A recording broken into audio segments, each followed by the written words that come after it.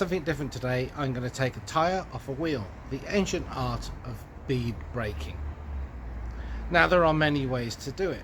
If you have a mini digger and skillfully use it, you can break the bead of a tyre that way.